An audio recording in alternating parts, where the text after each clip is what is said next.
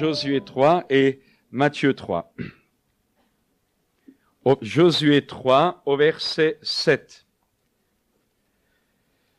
L'Éternel dit à Josué, « Aujourd'hui je commencerai à t'élever aux yeux de tout Israël, afin qu'ils sachent que je serai avec toi, comme j'ai été avec Moïse.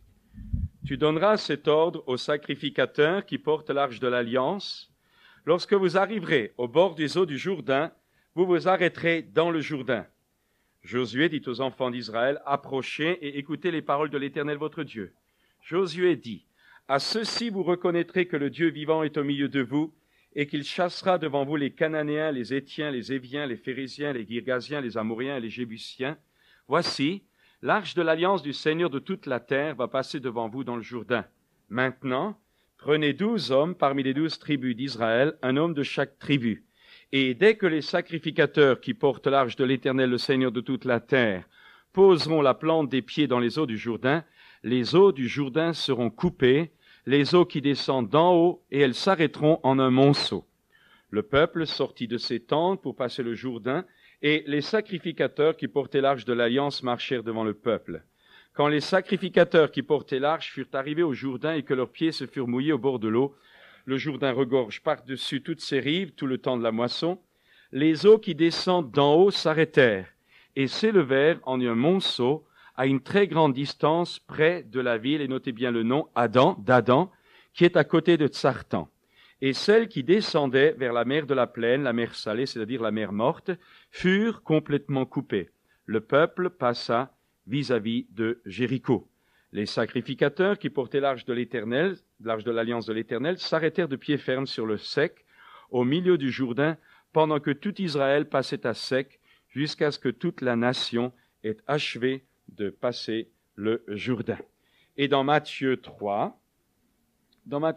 alors, voici, verset 1er, en ce temps-là, parut Jean-Baptiste, prêchant dans le désert de Judée. Il disait, « Repentez-vous, car le royaume des cieux est proche. » Jean est celui qui avait été annoncé par Isaïe le prophète lorsqu'il dit, « C'est ici la voix de celui qui crie dans le désert, préparez le chemin du Seigneur, aplanissez ses sentiers. » Jean avait un vêtement de poil de chameau et une ceinture de cuir autour des reins. Il se nourrissait de sauterelles et de miel sauvage. Les habitants de Jérusalem, de toute la Judée, de tout le pays des environs du Jourdain, se rendaient auprès de lui. Et confessant leurs péchés, ils se faisaient baptiser par lui dans les eaux du Jourdain. Mais voyant venir à son baptême beaucoup de pharisiens et de sadduciens, il leur dit, « Race de vipères, qui vous a appris à fuir la colère à venir?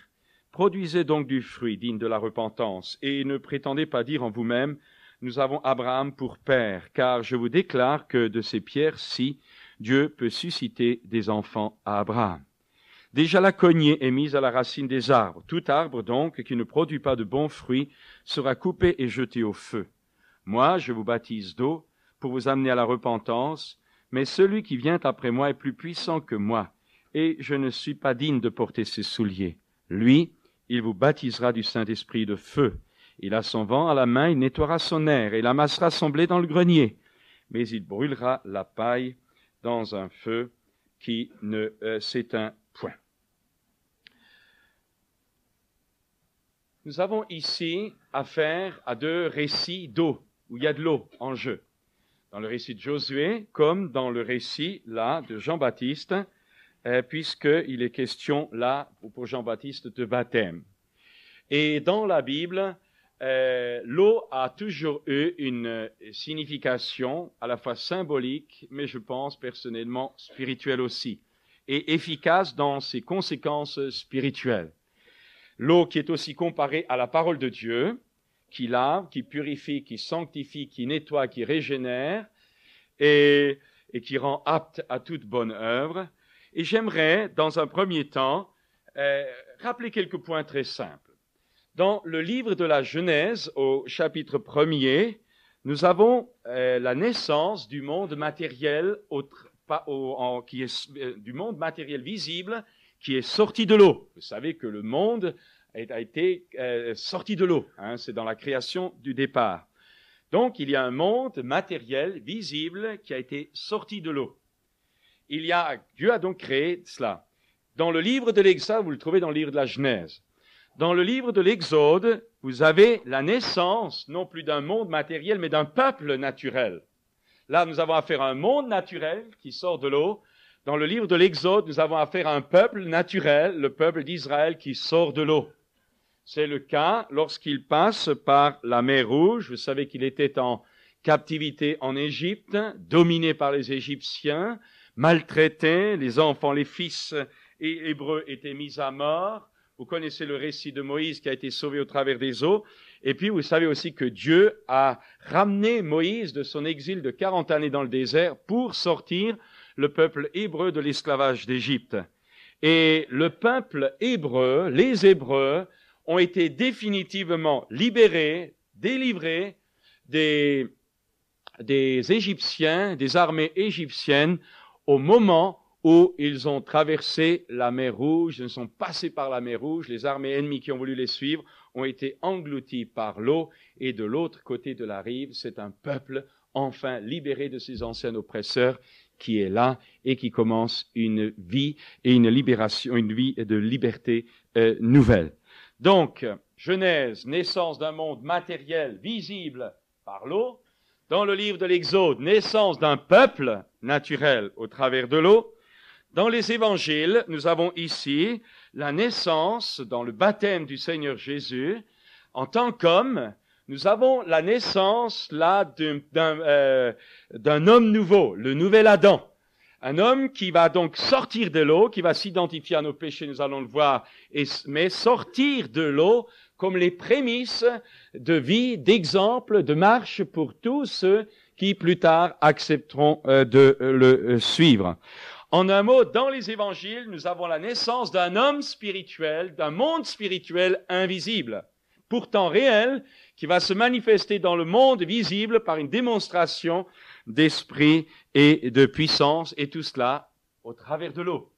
Et puis, dans le livre des Actes, nous avons non plus la naissance d'un monde spirituel ou d'un homme spirituel, nous avons dans le livre des Actes, le jour de la Pentecôte, la naissance d'un peuple spirituel.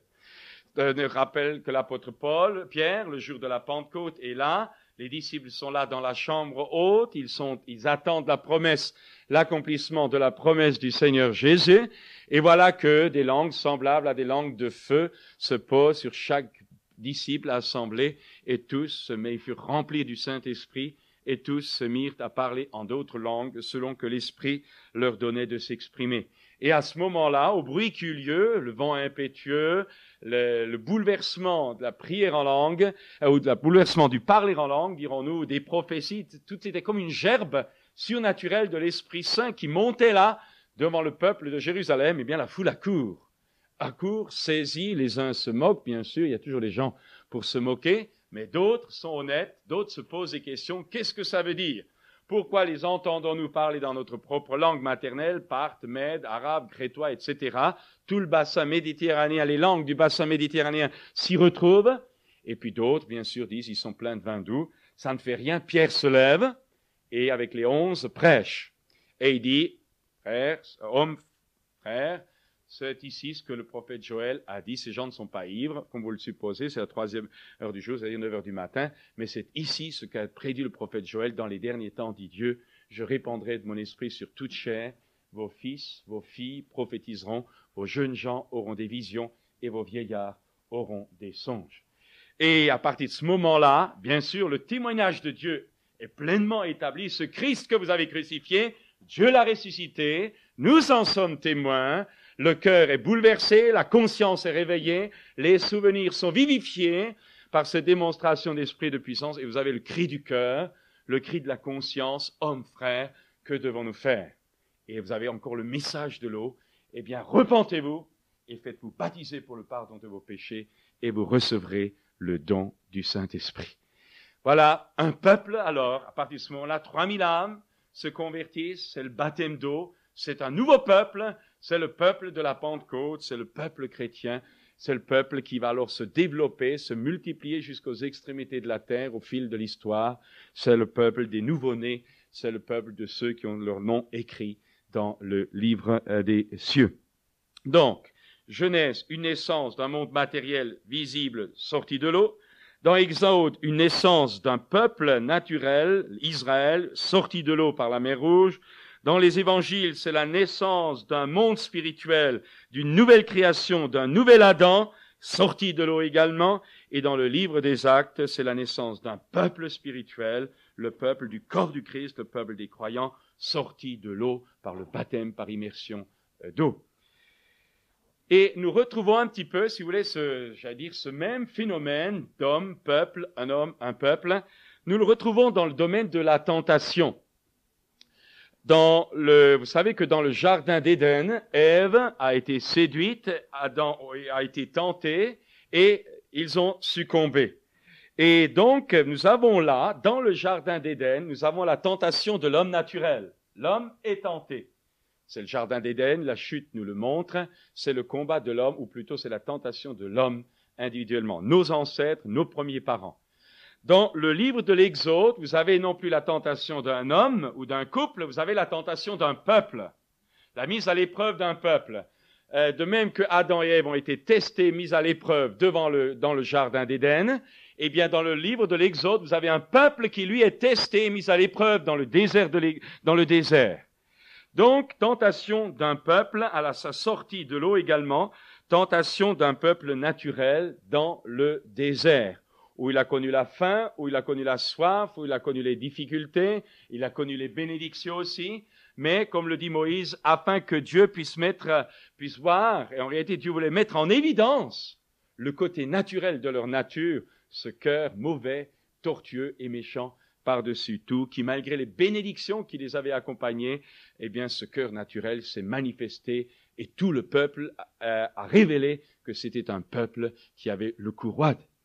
Donc, dans l'Exode, tentation de tout un peuple dans le désert. Dans les évangiles, vous avez de nouveau un homme, l'homme spirituel qui est tenté, c'est Jésus, dans le désert avec les 3 tentations, je n'ai pas le temps d'en parler. C'est donc l'homme spirituel qui est tenté. Et puis, dans le livre des Actes, et depuis le livre des Actes, depuis la Pentecôte, et dans toute l'histoire de l'Église, c'est le peuple de Dieu, c'est le pèlerinage douloureux de l'Église au travers des âges, c'est le peuple de Dieu qui est tenté dans le désert de ce monde, dans le jardin, parfois désert, jardin, avec parfois peut-être des bonnes choses, mais malheureusement beaucoup de mauvaises. C'est le pèlerinage, c'est la difficulté, c'est la lutte, c'est la marche. C'est la marche ascendante à la rencontre du Seigneur, mais c'est la marche de la tentation, la marche de l'épreuve, la marche de la mise à jour de tout un peuple, le peuple de Dieu, que le Seigneur est en train de purifier, de nettoyer et de préparer cette épouse qu'il veut sans tache, ni ride, ni rien de semblable, afin qu'elle soit prête pour le retour de l'époux. Dans le récit que nous avons lu de Josué, nous avons là une très très belle image prophétique. À la fois un miracle évident aux yeux de tous, aux yeux des nations, aux yeux du peuple hébreu pour le fortifier, mais nous avons aussi là une image prophétique extraordinaire de ce que le Christ allait accomplir. Et regardez, d'abord, vous savez que le Jourdain, le mot Jourdain veut dire jugement, et la rivière ou le fleuve du Jourdain, c'est une rivière, et ça est donc la rivière du jugement. Et dans le récit de Josué, nous voyons qu'au moment où les sacrificateurs qui portaient l'arche ont eu le contact avec leurs pieds avec l'eau, eh bien, l'eau s'est arrêtée. Il y a eu un amoncellement, un monceau d'eau vers le haut, et l'eau du bas a coulé vers la mer morte, donc vers la mort, vers la mer salée. Mais ce qui est intéressant là-dedans, je vous l'ai dit tout à l'heure pendant que nous le lisions, c'est que l'amoncellement de l'eau a grossi jusqu'à une ville, et pas qu'il n'y avait pas n'importe quel nom. Il nous a dit la ville d'Adam. Le nom d'Adam. Adam, notre père, à vous comme à moi. Même si vous n'êtes pas d'accord, il était votre père comme le mien. Eh bien, or, qu'est-ce que ça veut dire? Vous avez là une image très belle, déjà, prophétique, de ce qu'au moment où l'arche de l'alliance entre dans le fleuve du jugement, dans le jugement de Dieu, le jugement est bloqué. Et c'est quelque chose de merveilleux. Et le jugement est bloqué pour qui? Pour toutes les générations qui ont précédé ce moment-là, pour toutes les générations jusqu'à Adam. Et cette vision prophétique, cette action prophétique va se réaliser pleinement, nous allons le voir dans la personne du Christ. Mais c'est déjà quelque chose de formidable. Les sacrificateurs avec l'arche de l'alliance entrent dans l'eau stoppe, et le monceau d'eau va s'accumuler jusqu'à Adam. C'est-à-dire que le jugement, rappelez-vous toujours quand je dis Jourdain, c'est le fleuve du jugement.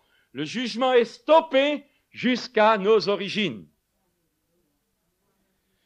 Il y a une autre chose encore dans cette vision prophétique, c'est les 12 pierres. Vous savez que Josué avait demandé qu'on prenne 12 pierres sur la rive avant de franchir le fleuve et de prendre, et une fois que le fleuve serait à sec, de mettre 12 pierres qui représentaient chacune une tribu d'Israël au milieu du fleuve à sec. Et puis ensuite, on prenait 12 autres pierres au milieu de la rivière et on les portait de l'autre côté. Là encore, je le rappelle, vous le savez, je ne fais que le rappeler, toutes ces choses-là.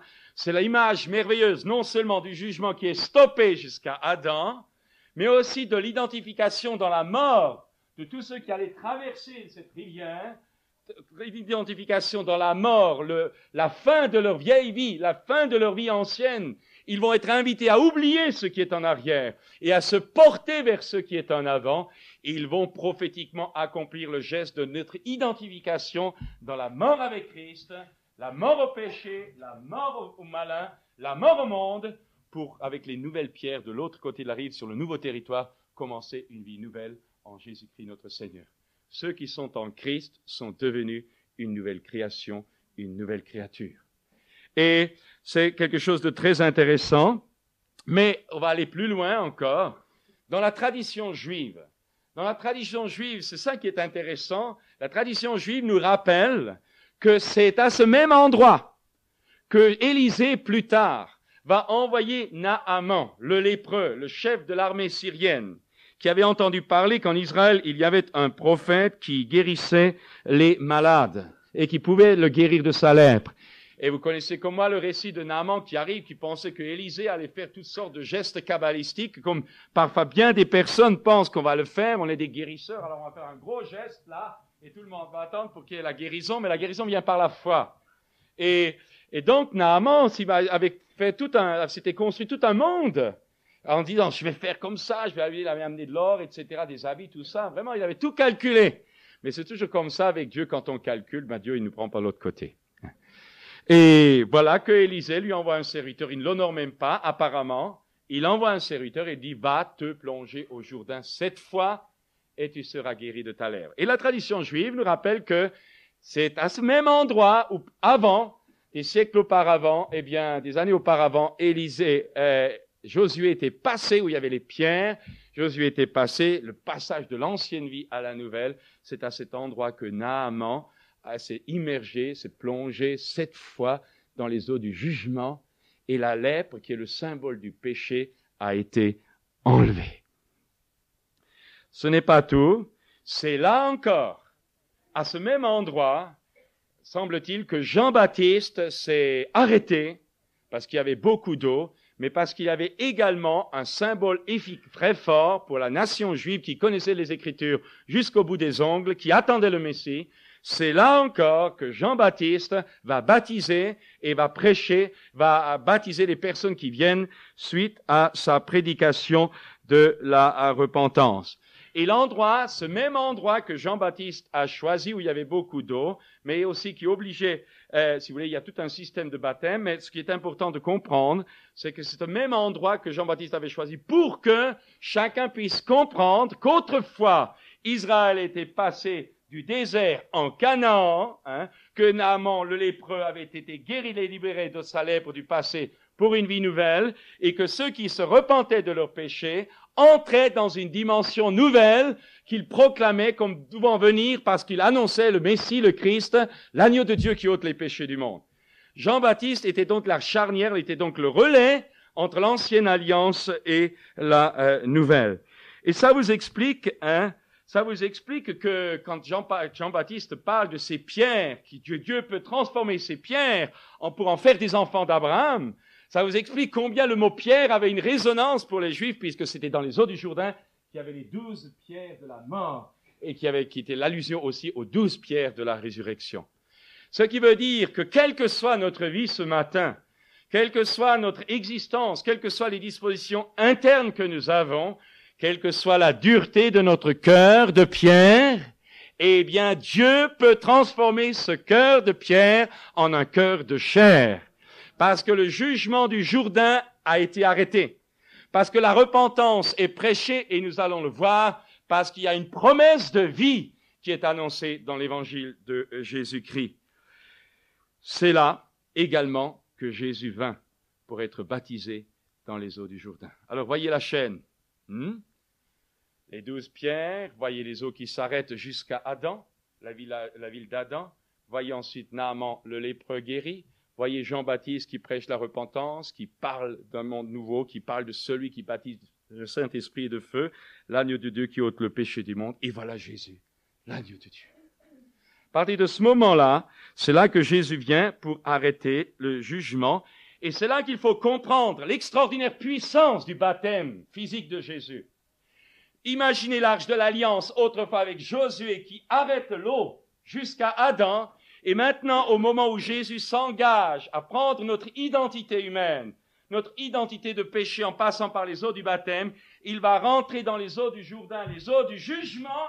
Il va entrer dans le jugement de Dieu pour que les péchés du monde entier soient supprimés jusqu'à Adam. Frères et sœurs, il y a une puissance d'engagement extraordinaire dans le cœur de Jésus lorsqu'il passe par les eaux du baptême.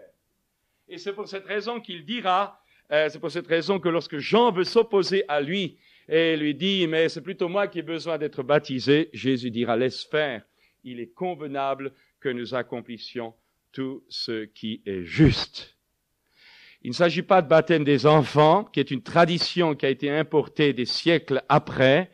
Il s'agit du baptême biblique dont Jésus nous a laissé un exemple, puisque Jésus s'est fait baptiser à l'âge de 30 ans environ. C'est là que Jésus vient dans le fleuve du jugement pour arrêter, pour stopper le jugement de Dieu et porter plus tard, il va s'identifier pleinement sur la croix, porter les péchés du monde entier.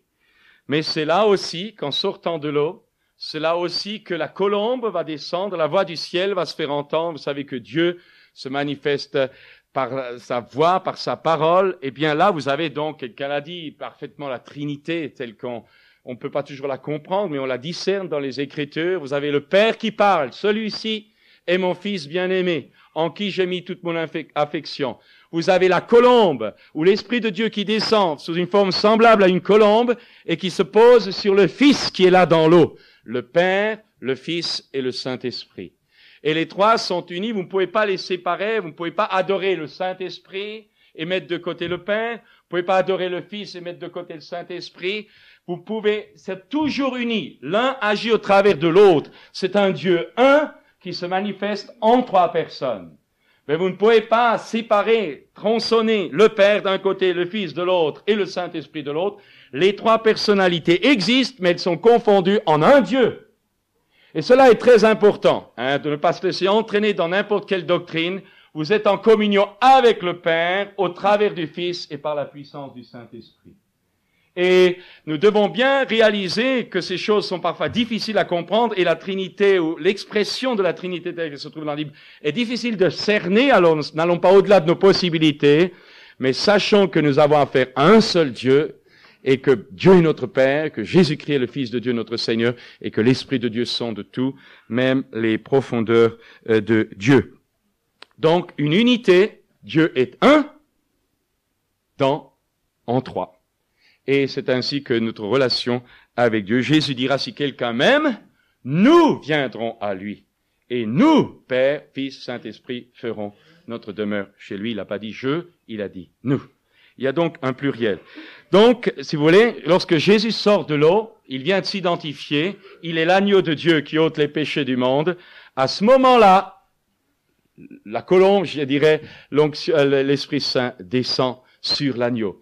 Et la colombe descend toujours sur l'agneau. J'aimerais rappeler ça ce matin. Combien il y a de personnes qui désirent que Dieu les visite? Combien il y a de personnes qui désirent connaître le royaume de Dieu? Combien il y a de personnes qui désirent être sauvées? Combien il y a de personnes qui désirent voir la gloire de Dieu? Combien il y a de personnes qui désirent expérimenter l'assistance et la vie de Dieu dans leur vie? Alors il n'y a qu'une façon. Il faut redevenir la colombe. Et pardon, il faut être comme l'agneau. Le prophète Isaïe, en parlant du Christ, dit, semblable à une brebis muette devant ceux qui l'attendent, il a été emmené à la boucherie. Le Christ est l'agneau qui va se charger des péchés du monde entier. Mais pour que nous puissions expérimenter la colombe venant sur nos vies, nous devons donner notre vie à cet agneau, devenir un avec cet agneau-là. Et l'Esprit de Dieu descend toujours sur celui qui a reçu en lui l'agneau de Dieu qui ôte le péché du monde. C'est une loi spirituelle, mais c'est tout simplement une réalité d'amour de la part du Père. Celui-ci est mon Fils bien-aimé, en qui j'ai mis toute mon affection. Par la nouvelle naissance, eh bien, le royaume de Dieu et la puissance de l'Esprit Dieu viennent. Je disais donc tout à l'heure, Jean-Baptiste va résumer un petit peu, va dire la synthèse, le message réduit de 2000 ans d'histoire. Et il va, si vous voulez, présenter le Christ, montrer la réalité des années passées et montrer les besoins des moments présents par deux images que quelqu'un a décrites comme l'arbre et la vie, et l'arbre et le vent. C'est-à-dire le vent, vous savez, c'est une sorte de pelle, de fourchette, on prend le grain, on le jette en l'air, le vent enlève la paille autour des grains et le grain est récupéré. C'est une sorte de séparation qui est faite par le vent alors qu'on jette les grains en l'air. Alors il y a deux images dans la Bible souvent. Rappelle que Jésus se compare parfois au cep, le cep de vigne, où là Jean-Baptiste utilise l'arbre. L'arbre, pourquoi est-ce que Jean-Baptiste utilise le symbole, l'image de l'arbre? Eh bien, c'est simple. Ce que vous faites, vos œuvres, vos actions, comme mes actions, ne sont que le résultat, ou plutôt, entre vous et entre moi et mes actions et vous et vos actions, il y a la même relation qu'entre l'arbre et les fruits qu'il porte. C'est la même chose. Les fruits que nous portons révèlent l'arbre que nous sommes.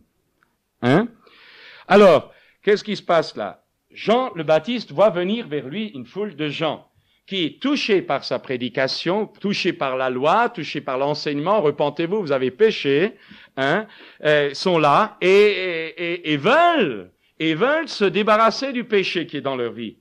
Ils veulent en un mot se dégager de tout ce qui est là, tout ce qu'ils savent qui est contraire à la justice de Dieu. Ils veulent. Mais Jean-Baptiste va leur faire prendre conscience que le problème n'est pas d'enlever les péchés de leur vie, mais que les péchés qu'ils ont sont dus à l'arbre que eux sont. En un mot, au lieu de les laisser dans leur conscience des péchés qu'ils sont en train de vouloir enlever, Jean-Baptiste est chargé de leur montrer que c'est l'arbre qui est mauvais. Que au-delà du péché, il y a le cœur de l'homme. Au-delà du péché, c'est l'intérieur de leur vie qui a besoin d'être enlevé. Que, en un mot, l'arbre, donc, qui porte des fruits, a besoin d'être coupé. Et il dira déjà la cognée est mise à la racine de l'arbre. Et il montre qu'il n'y a pas de possibilité de rafistolage de ce vieil arbre, qu'il n'y a que la cognée qui va régler le problème. Donc, il faut bien se comprendre, c'est l'arbre. Donc, on retrouve ça, si vous voulez, un peu dans l'humanisme. On pense que l'homme est bon. On pense que l'arbre est bon. Et que parce que si l'homme fait des actions mauvaises, c'est tout simplement parce que ses parents, les autres, la société, les mauvaises lois, tout ça est la cause. Alors il suffit de changer le monde pour que l'homme puisse montrer qu'il est très très bon. Or, 20 siècles d'histoire, ou plutôt 60 siècles d'histoire, nous montrent que le problème n'est pas dans le monde, parce que le monde est le produit des hommes. Le problème n'est pas dans l'environnement dans lequel nous vivons. Le problème est dans le cœur de l'homme. Parce que l'homme est un arbre tordu, excusez-moi de le dire. L'homme est un arbre qui est bon à être jeté au feu.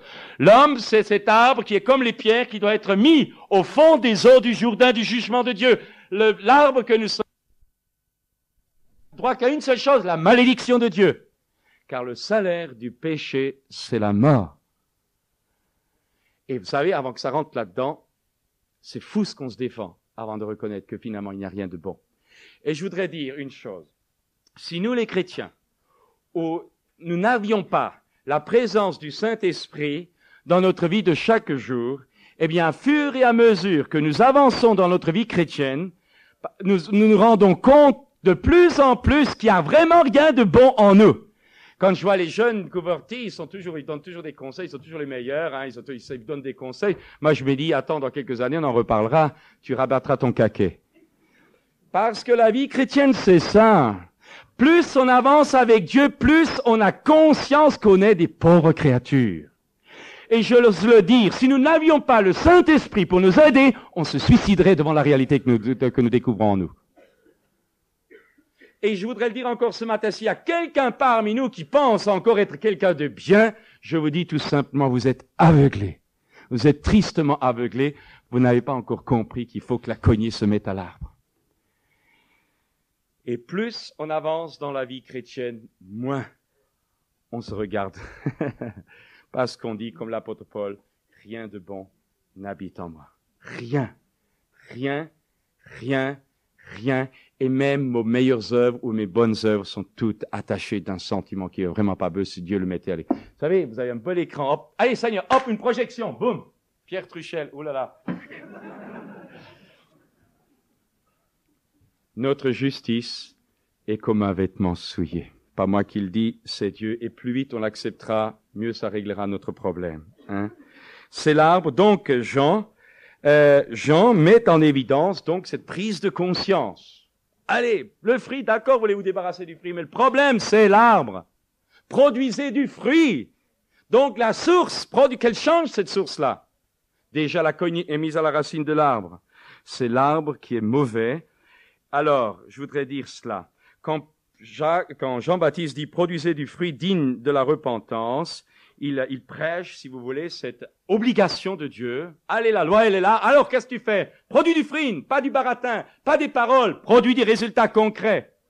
Montre, fais. Voilà la loi. Mais il veut montrer tout simplement là aussi que ce que Dieu nous demande, nous sommes incapables de le faire. Et je voudrais vous dire que la loi est simplement un pédagogue qui nous montre un standing de vie que Dieu attend, mais les réalités de la vie nous montrent que nous sommes incapables de vivre ce standing-là. Et ça, c'est très important. Une fois que vous avez compris que vous n'arriverez pas par vous-même, vous êtes déjà sur le bon chemin, et vous comprendrez qu'à ce moment-là, on ne vient pas vers Dieu avec notre justice, mais qu'on vient à Dieu par la grâce. Par la grâce, nous allons le voir. Jean, le message de Jean, si vous voulez, le message charnière, le message carrefour de Jean, n'est pas tellement de pleurer. Il y a des gens qui pleurent toujours sur leurs fautes. Oui, j'ai fait ça, oui, j'ai fait ça. Ben oui, je l'ai fait. Mais le problème, c'est pas de pleurer sur nos fautes. Le problème, c'est de reconnaître que nous l'avons fait et qu'en nous, il n'y a rien de bon. Ne pleurons pas sur nos péchés. Il faut que l'arbre soit coupé. C'est ça ce que Dieu attend, que nous comprenions et que nous acceptions. En un mot, il faut changer d'arbre. Par là, c'est que l'arbre que nous représentons a besoin d'être coupé. Ne pensez pas qu'une rééducation chrétienne va vous sauver. Il n'y a rien de bon en nous. Le salaire de notre vieil arbre, c'est la mort dans le Jourdain, dans le jugement.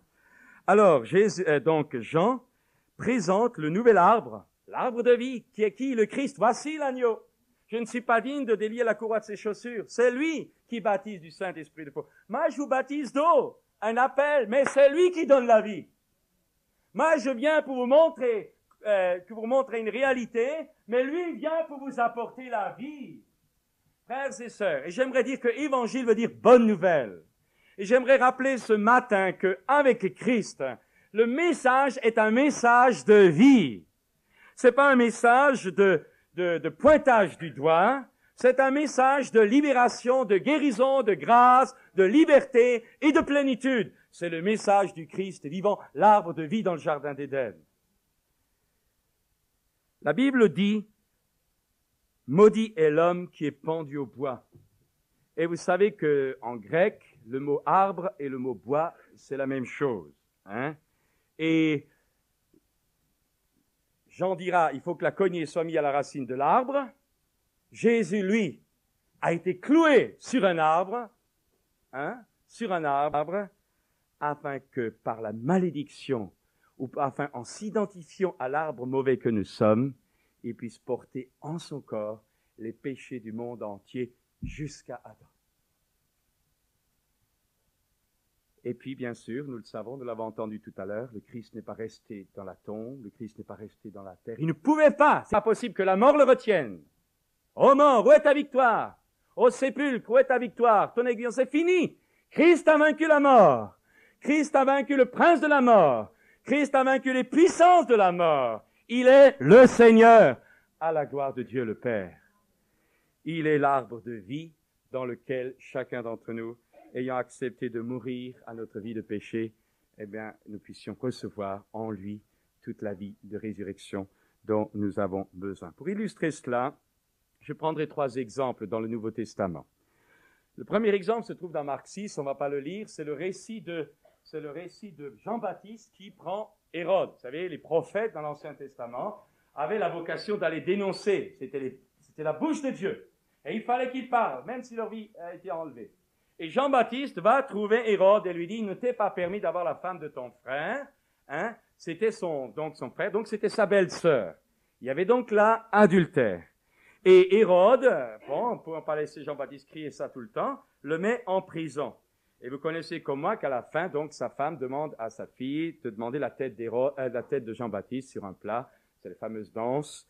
Et Hérode est obligé de céder et Jean-Baptiste est décapité. Vous avez là le ministère prophétique de Jean-Baptiste. Il ne t'est pas permis. C'est le même ministère que Nathan qui vient trouver David et dit, tu es cet homme-là. C'est le même ministère d'Ésaïe, c'est le même ministère de Jérémie, c'est le même ministère d'Ézéchiel, c'est le ministère d'homme de Dieu, engendré par Dieu, la bouche de Dieu à qui Dieu donne les paroles à prononcer, des paroles de mise à jour, des paroles qui sont là pour montrer le péché. Ça, c'est Jean-Baptiste. Quelques années plus tard, vous avez une même situation, mais encore pire. C'est l'apôtre Paul, qui est pourtant un ministère prophétique aussi, hein, l'apôtre Paul, qui est aussi apôtre, qui se retrouve devant un roi qui s'appelle Agrippa. Vous trouvez ça dans le livre des Actes au chapitre 19. Vous trouvez ça. Et qui est Agrippa, qui est tout simplement bien avec sa femme. Et vous savez qui c'était cette femme? C'était sa demi-sœur, donc c'était des incestueux. Et vous remarquerez quelque chose de très important. Vous remarquez que Paul n'est pas en train de sortir la mitraillette de sa Bible. Tu as fait ça, tu as fait ça, tu as fait ça, tu es un adultère, Il présente autre chose, c'est un autre message, c'est une autre tournure d'esprit. C'est la tournure d'esprit du royaume nouveau. C'est la tournure d'esprit du monde spirituel. Il ne présente plus le doigt, il présente l'arbre de vie. Plaise à Dieu, dit-il, que vous soyez comme moi, excepté ces chaînes. Ça, c'est le message de l'Évangile. Ça, c'est la bonne nouvelle. Je vais le rappeler ce soir. Nous essayons souvent de lutter contre les péchés, de dénoncer les péchés, de dénoncer les failles des autres, parce que nous sommes les justiciers de Dieu. Alors que nous sommes ni plus ni moins encore, et je le dis pour moi aussi, les ambassadeurs de la vieille alliance. Alors qu'en réalité, ce qui compte, c'est ce que le prophète Ésaïe nous révèle dans son chapitre 6. Ésaïe, à un moment donné, a la révélation du sanctuaire divin de Dieu. Et il voit Dieu assis sur son trône. Et les chérubins qui disent « Saint, Saint, Saint » est le Seigneur. La gloire est si forte. Qu'est-ce qui se passe? Qu'il se terre? Non! Il prend immédiatement conscience que lui est pécheur. Dieu ne lui dit pas « Tu es pécheur ». Dieu ne lui dit pas « Tu as débiné avec ta langue ». Dieu ne lui dit pas « Tu as fait ceci, tu as fait ça ». Dieu ne lui dit rien. Dieu se montre et lui prend conscience de ses tâches. Voilà le message de l'Évangile. Nous ne sommes pas là pour lutter contre des choses mauvaises. Nous sommes là pour présenter l'arbre de vie. Et tout homme, toute femme mise dans la lumière de Dieu prend conscience par la révélation du Saint-Esprit de ses tâches à elle. C'est un autre état d'esprit. Pour le prophète Ésaïe dira « Malheur à moi ». Alors, il est purifié. Voyez, encore ce petit an arraché du feu. Il est purifié. Et à ce moment-là, tout son style de vie change. Et qu'est-ce qu'il a envie de faire? Il a envie de servir. Me voici. Oh maman. La grâce. Dieu ne l'a pas accusé. C'est lui-même qui a pris conscience de ses péchés. Si je suis dans un endroit sombre, où toutes les lumières sont éteintes, si j'ai une plainte, tache mon veston, vous ne voyez rien. Vous avez beau me dire, tiens, tu as ton veston sale, attention avec ta femme, tu vas avoir des problèmes. Je ne vais pas le croire, je ne le vois pas. Mais ce qui est important, c'est qu'au moment où vous allumez la lumière, je vois les taches. On ne lutte pas contre les ténèbres, on allume la lumière. Et la lumière chasse les ténèbres. Vous savez, c'était Moody un jour on lui a demandé de faire une prédication, un thème, un livre sur la défense de la Bible au moment où il y avait la haute critique allemande qui attaquait l'inspiration de la Bible. Alors il a dit, laissez la Bible, c'est un lion. Il se défend tout seul et elle se défendra toute seule. Et elle s'est bien défendue, vous savez. Je voudrais rappeler ce soir que Jean-Baptiste est la charnière entre « Repentez-vous » et « Voici l'agneau de Dieu qui ôte le péché du monde ». Et chaque fois que l'Église, en tant qu'Église, je ne dis pas en tant que chrétien, ça dépend de la conviction de chacun, mais je dis en tant qu'Église, chaque fois que l'Église officiellement a voulu se lancer dans une bataille contre quelque chose, elle s'est fourroyée. Parce que la mission de l'Église, c'est de travailler, de combattre pour Jésus-Christ, de combattre pour la vie, de combattre pour l'arbre, de combattre pour la vérité, de combattre pour la pureté, de combattre pour la clarté, jamais contre les défauts des autres. Parce qu'on devient justicier des autres, alors que soi-même on a besoin d'être repris. Nous ne sommes pas un ministère de condamnation, nous avons un ministère de libération en présentant l'agneau de Dieu qui ôte les péchés du monde. Nous prêchons pour la vie, pour la lumière, pour la vérité, la pureté, et le Saint-Esprit convaincra le monde en ce qui concerne le péché, la justice et le jugement. L'Ancien Testament montre donc qu'il faut changer l'arbre, car les fruits sont mauvais. Le Nouveau Testament et la bonne nouvelle de l'Évangile montrent que l'arbre de vie, le Christ, est là, et que nous pouvons et que nous devons naître de nouveau. L'arbre, alors je parlais tout à l'heure, le vent à la main, mais je voudrais terminer par ceci maintenant. Dans l'Évangile de Luc, au chapitre 4, on ne va pas le lire non plus, Jésus dira dans la synagogue de Nazareth, « L'Esprit du Seigneur est sur moi, car l'Éternel m'a oint pour annoncer une bonne nouvelle aux pauvres, pour envoyer libres les opprimés, pour publier une année de grâce de la part du Seigneur, pour briser les chaînes des captifs. » Et il y a là un message de vie, il y a là un message de libération. On n'a plus affaire à un ministère de condamnation, on a affaire à un ministère de vie. C'est l'arbre de vie, le prince de la vie, qui est présenté dans tout son impact de puissance de délivrance, de guérison et de pardon. Parce que Jésus est entré dans le fleuve du Jourdain et a se chargé des péchés jusqu'à Adam, des péchés du monde entier. Il a été fait péché pour nous. La malédiction de Dieu l'a frappé pour que par sa mort, vous et moi, nous ayons la vie. Et ce message de grâce que Jésus prononce dans la synagogue, il est valable pour chacun, dans toutes les catégories sociales. Il est valable pour les pauvres, il est valable pour les riches. Et je disais tout à l'heure à l'autre culte que devenir chrétien, ce n'est pas demander aux riches de donner leur argent aux pauvres, parce que les pauvres, souvent, le dilapident en 2 minutes. Et finalement, il n'y a plus de riches ni de pauvres, que des pauvres. Parce qu'il y a des pauvres qui sont responsables parfois aussi de leur pauvreté, de leur mauvaise gestion. Parce qu'ils sont peut-être pas capables d'assumer réellement une gestion convenable. Et Dieu n'a jamais demandé que les riches se dépouillent. Dieu a simplement amené par le message de l'Évangile, Dieu prend les pauvres en bas et les amène à lui. Le Christ les prend et les amène à son niveau. Et de la même façon, le message de l'Évangile parle aussi aux riches et les amène à sa hauteur à lui, non pas en les dépouillant de leurs biens, mais en leur montrant l'esprit dans lequel leurs biens doivent être gérés et utilisés. C'est tout autre chose. C'est pas un communisme autoritaire. C'est tout simplement rendre conscience de l'homme, qu'il soit riche, qu'il soit pauvre, il est dans la main de Dieu, et quoi qu'il fasse, il fasse tout pour la gloire de Dieu et par amour pour son prochain. Alors, riches et pauvres, il abaisse à lui, Jésus s'est fait pauvre, il est un exemple pour les riches. Et Jésus amène les riches parce qu'il était riche quand même. Et en toute chose, il n'a jamais manqué de rien. Mais ce que je voudrais dire ce soir, que le message de l'Évangile est un message de grâce pour tous les hommes, pour toutes les catégories sociales, pour toute race, pour toute langue, pour toute culture, pour qui que ce soit. Vous savez, un frère m'a raconté à l'école biblique en Afrique, là au Centrafrique du moins, un jour il expliquait aux étudiants, vous savez, dans certains, là-bas, il y a un peu, des frères, ils viennent toujours s'installer chez les autres dans leur famille, ils vivent un peu au crochet. Alors il leur disait, écoutez, dans la Bible, il dit que celui qui ne travaille pas, qui ne mange pas, alors puisque vous n'avez pas d'argent, rendez au moins service aux membres de votre famille en rendant des services. Alors il y en a un qui se levait dans l'école biblique, il dit, frère, vous ne comprenez pas la mentalité africaine. Ah, il dit, je comprends peut-être pas la mentalité africaine, mais je comprends ma Bible et je sais ce que c'est que le cœur humain. Il est le même partout. Vert, jaune, rouge, blanc, noir, c'est la même chose. Le cœur humain a besoin d'être coupé et peut être remplacé par un cœur de nouveau. Et alors, c'était le frère Don Luz, vous pouvez lui demander quand il reviendra. Pourtant, il est bien aimé là-bas. Ah, il m'a dit, tu sais, j'ai créé un petit peu un problème dans ton école là-bas. Mais je lui ai dit, tenez bon frère, c'est la vérité, il faut y aller. Alors, c'est donc un message de grâce pour toutes les catégories sociales, riches, pauvres. Et je voudrais rappeler ce que je disais dimanche dernier. Le message de l'évangile n'est pas seulement pour les marginaux. Je voudrais le dire. Le message de l'évangile n'est pas seulement pour les gens qui souvent ne veulent pas travailler. Ça aussi, Dieu veut les changer. Le message de l'évangile n'est pas seulement aussi pour les blessés du chemin. Le message de l'évangile est aussi pour des gens corrects, des gens sérieux, qui ont travaillé depuis leur jeune âge, qui ont des diplômes, qui ont des résultats, qui ont bossé. Et alors que d'autres parfois les envient et les jalousent parce qu'ils ont été paresseux alors que les autres ont travaillé. Et je voudrais dire ce matin que l'évangile est pour tous.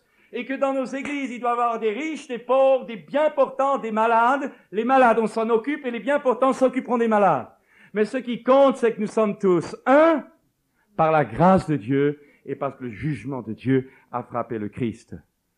Nous ne voulons pas une église que d'estropiés et nous ne voulons pas non plus d'église où il n'y a que des gens bien portants. Nous voulons la miséricorde de Dieu démontrée et nous voulons aussi la stabilité, la vérité. Nous voulons des gens corrects. Nous voulons aller de l'avant.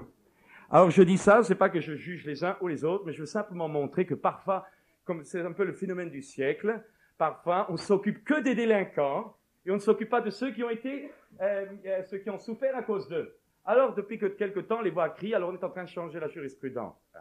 Mais je voudrais dire, Dieu n'est pas comme ça. Pour Dieu, chacun d'entre nous, nous avons la même valeur.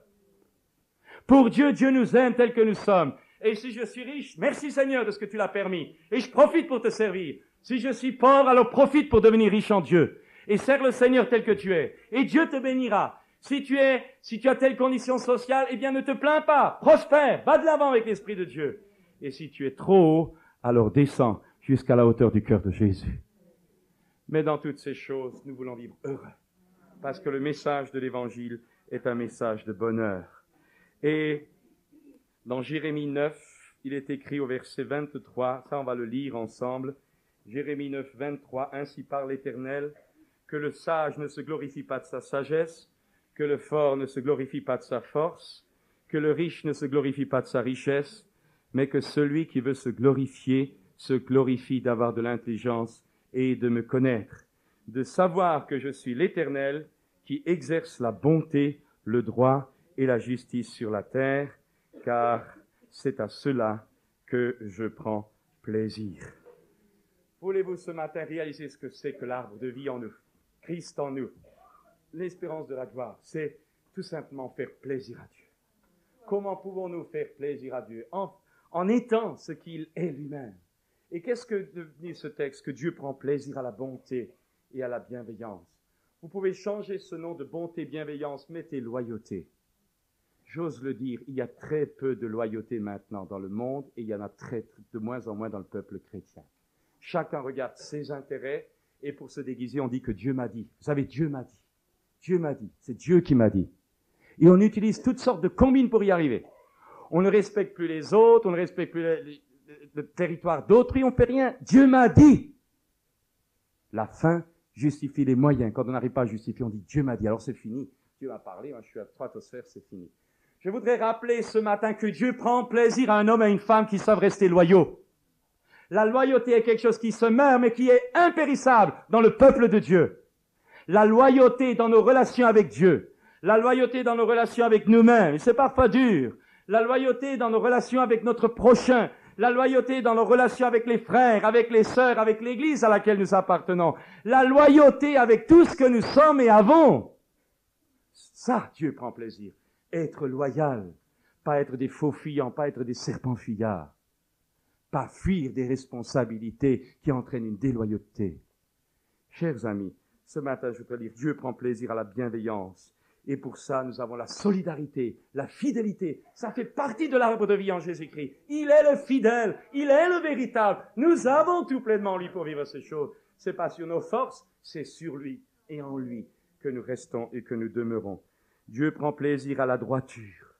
La droiture. Ce qui est là n'est pas comme ça. Hein? Et combien de gens qui nous voient, combien on cherche des excuses pour ne pas faire ceci, combien on cherche des excuses pour ne pas faire cela, combien on prend des chemins tortueux et à un moment donné on dit mais Dieu ne me parle plus, mais c'est normal, on ne se moque pas de Dieu. Mais combien la droiture. Je voudrais rappeler ce matin que Dieu prend plaisir à la droiture. Nous allons prendre la Sainte Seine. Pouvez-vous regarder votre cœur et dire, il est droit. Il est droit. Oui, je veux être droit. Vous savez ce que c'est que le péché? On essaie toujours de dire, toi t'as péché, toi t'as péché, toi t'as péché, toi t'as péché, j'ai péché, j'ai péché. On se culpabilise à outrance et on s'en sort plus, hein. Et on sort avec des sacs de nœuds, c'est incroyable. Alors, qu'est-ce que c'est que le péché?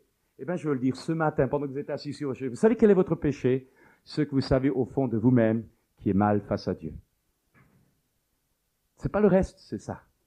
Votre péché. Ça ne veut pas dire que je ne pêche pas. Mais comment est-ce que je vais me libérer? Pleurer sur mes défauts, pleurer comme Paul les Juifs, oh, je veux être débarrassé. Non, c'est tout simplement compter sur l'arbre de vie sur lequel j'ai été greffé. Mais vivre dans la lumière, confesser mes péchés. 1 Jean 1,9 nous dit, si nous confessons nos péchés, il est fidèle et juste pour nous les pardonner. Donc, c'est pas le péché qui me sépare de Dieu, c'est mon manque de confession, mon manque de lumière face à ce qui peut m'arriver encore dans la vie. La droiture, et puis la justice. Bien sûr, la justice, c'est la foi dans la justice de Dieu en Jésus-Christ, et que je viens de vous donner un aspect, mais c'est aussi la vie du cœur. C'est aussi vouloir rester dans la lumière et reconnaître le verdict de Dieu sur nos actions, reconnaître le verdict de Dieu quand des fois nous dérapons, reconnaître que nous avons parfois besoin de revenir. Et ça, si nous vivons dans la lumière, le sang de Jésus-Christ, le Fils de Dieu, nous lave et nous purifie de tout péché. C'est écrit, quel que soit votre péché ce matin, ou le mien, il est cramoisi, c'est comme le cramoisi, notre cœur deviendra blanc comme la neige. Pourquoi? La grâce, l'arbre de vie. Il n'y a point de condamnation pour ceux qui sont en Jésus-Christ. Amen. Seigneur, nous sommes là devant toi dans ces instants et te demandons de nous bénir tous ce matin, de nous faire du bien, parce que tu es l'arbre de vie, parce que tu es celui qui nous aime, parce que ton Fils est entré dans le jugement du Jourdain pour que nous ayons la vie. Oh, ce matin, tu nous enrichis tous, Seigneur, et tu nous gardes dans ta paix, dans le nom précieux de Jésus. Amen.